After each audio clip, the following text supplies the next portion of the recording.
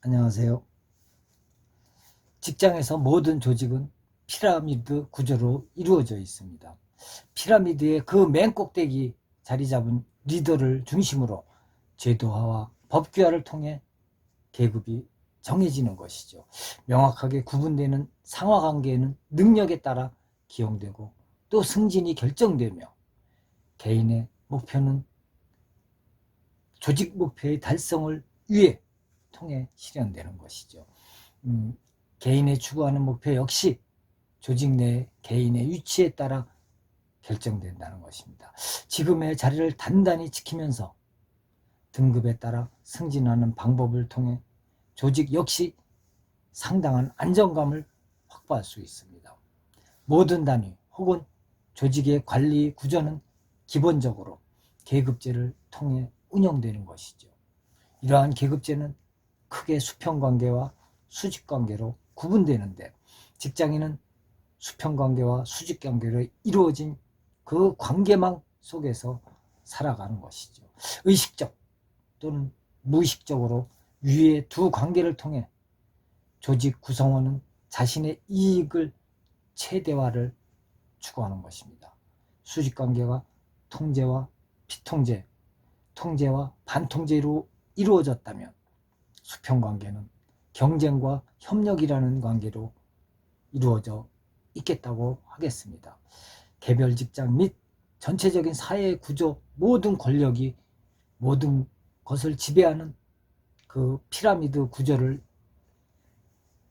이루고 있기 때문에, 권력이 지배하는 구조 속에서 상사는 부하 직원에 대해 상당한 지배력을 휘두를 수 있습니다. 쉽게 말해서 상사의 손에 부하 직원의 그 미래가 달려있다는 것이죠. 수직관계가 수평관계를 주도하고 있음을 보여주는 사례라 하겠습니다. 업무를 처리하다 보면 자신의 호의를 제대로 알아주는 사람이 없다며 불평하는 사람을 어렵지 않게 볼 수가 있지요. 반평생 남을 위해 살아왔건만 아무도 고마워하지 않는다는 것입니다. 사실 이러한 고민은 자신의 분수를 제대로 파악하지 못한 것에서부터 비롯된다고 볼 수가 있습니다. 나라를 다스리는 방법을 묻는 그 제 경공에게 공자는 임금은 임금답게, 신하는 신하답게, 아버지는 아버지답게, 자식은 자식답게 라고 대답했습니다. 윤리문화를 바탕으로 성립된 고대 중국의 그 정치 철학적 특징을 감안해 공자는 일반 백성의 가정을 가지고 국가 운영을 설명했던 것이죠. 위에 글에서 말하는 그 공자의 메시지는 간단 명료합니다. 국가 운영이란 대단히 어렵거나 결사의 각오를 필요로 하는 일이 아니라 그저 각자 맡은 바 임무를 완수하기 위해 최선을 다하는 사회질서를 구축하는 것입니다.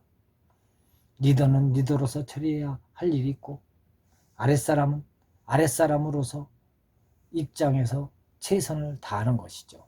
아버지는 아버지로서의 책임을 짊어지고, 자식은 자식으로서 마땅히 효도하면 되는 것입니다. 리더가 리더답지 않고 아랫사람이 아랫사람답지 못한다면, 아버지가 제 책임을 져버리고 자식 역시 의무를 내팽개 친다면 국가 운영에 대해 더 이상 이야기할 여지가 없죠. 이러한 상황에서 평범한 백성은 둘째치고 일국을 다스리는 군주라면 먹을 식량이 있어도 걱정되는 마음에 식량을 감히 입에 댈 수 없어야 한다는 것입니다.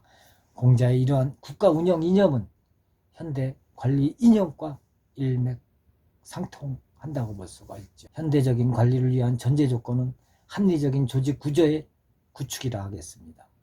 일괄적인 지위, 통일된 지위 체계를 갖췄을 뿐만 아니라 각 부분, 계층 간의 직책, 권한을 명확히 해야 질서 있는 시스템을 갖출 수 있습니다. 그렇지 않고 조직 내 직책이 불분명하고 권한 역시 명확히 구분되지 않는다면 지휘체계의 불량, 체계성을 상실한 관리로 인해 조직 전체가 흔들릴 수 있죠.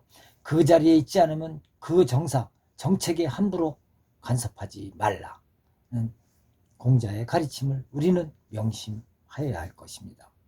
모자를 담당하는 시종이 매를 맞은 이유가 있습니다. 어느 날 술이 취한 한 소우가 옷을 입은 채 침상에서 잠을 청하고 있었습니다.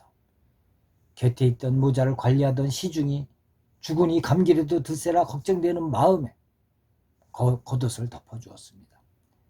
얼마 뒤 잠에서 깨어난 소우가 옆에 있던 시종에게 누가 자신에게 겉옷을 덮어주었는지 물었습니다. 모자를 담당하는 시종이 그랬다는 말에 소우의 낯빛이 어두워지더니 두말 하지 않고 겉옷을 관리하는 시종과 모자를 담당하는 시종을 벌하라는 명령을 내렸던 것입니다.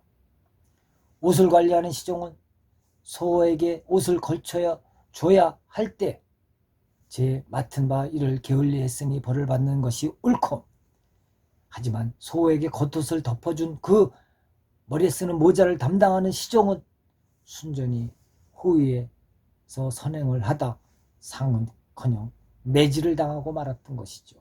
누가 봐도 무척이나 억울한 일이겠지만 소우는 다른 사람과는 전혀 다른 관점에서 문제에 접근했던 것입니다. 모든 사람은 저마다 해야 할 일이 있는 것이 있고 자신의 권한을 뛰어넘어서는 안 된다고 생각한 것이었죠. 그래서 옷을 담당하는 시종은 자신의 책무를 다하지 않아 벌을 받아 마땅하고, 모자를 관리하는 시종은 월권했으니 이 또한 처벌해야 한다고 판단했던 것입니다. 위의 이야기에서 전하는 메시지는 분명합니다. 조직에 포함된 모든 구성원은 저마다 자리를 지켜야 한다는 것이죠. 그리고 그 자리에 있는 사람만이 자리와 관련된 일을 언급할 자격이 있다는 것입니다. 전체 조직에서 자신의 위치를 정확하게 파악하지 못하는 그 행동은 무척 위험하다는 것입니다. 조직 내에서 가장 흔히 볼 수 있는 대표적인 월권 행동으로 계급을 무시한 건너뛰기식 보고가 있다는 것이죠. 직위 체계를 무시한 건너뛰기식 보고는 직장 내 최대 금기 중에 하나일 것입니다. 이러한 보고는 직속 상사를 무시한 행위로 받아들여져 쉽게 갈등을 불러일으킬 수 있고 정상적인 업무 프로세스를 망칠 수 있다는 것이, 엄격하게 관리되는 조직일수록 계급 체계를 무시한 보고는 용납되지 않습니다. 처한 위치에 따라 주어진 정책 결정권이 다르다는 사실을 리더들은 명심해야 할 것입니다.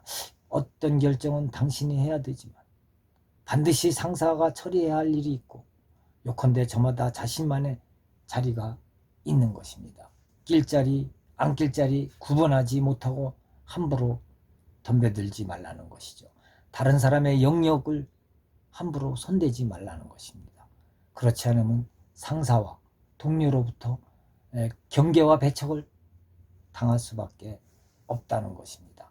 무엇을 해야 할지 혹은 무엇을 하지 말아야 할지 정확히 아는 것은 그 자체만으로도 이미 훌륭한 지혜이자 위대한 용기라는 것입니다.